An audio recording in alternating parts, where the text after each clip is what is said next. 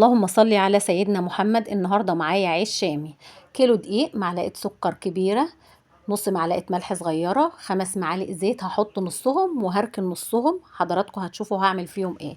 3/4 صباع الخميره بيره.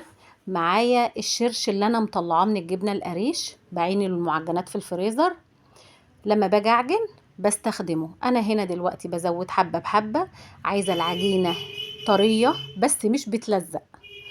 هبدأ احط وانعم فيها. ما شاء الله العجينة طرية وجميلة. دول شوية الزيت اللي انا كنت عيناهم، هلم بيهم العجين من ايدي ومن الطبق.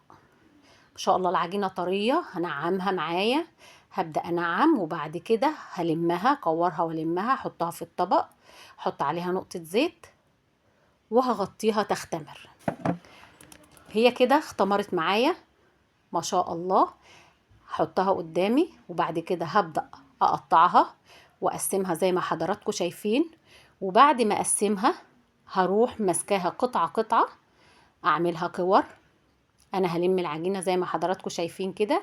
ما تنسوناش في الاشتراك. انا قطعت بقى شكلها زي ما حضراتكم شايفين. هبدأ اقطع العجينة كلها وهركنها. خلصت تقطيع هروح مغطياها ترتاح كمان ربع ساعة.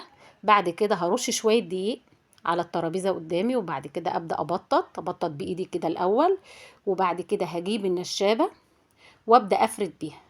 هفرد واظبط الرغيف معايا لحد ما يديني الشكل المدور.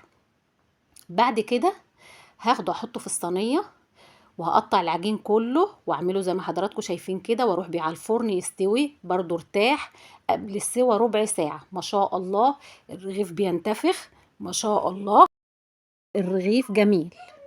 هحط الطاسة على النار اوريكم الرغيف بيستوي على البوتاجاز من فوق ازاي.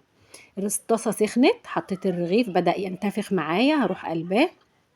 اول ما يبدأ ينتفخ، الجهة اللي هينتفخ منها اضغط عليها بالاسباتيولا، الرغيف كله هينتفخ معايا ويستوي وشه يحمر. ما شاء الله شوفوا حضراتكم الرغيف بينتفخ ازاي. ما تنسوناش في اللايك والشير والاشتراك. اشوفكم على خير ان شاء الله، والسلام عليكم.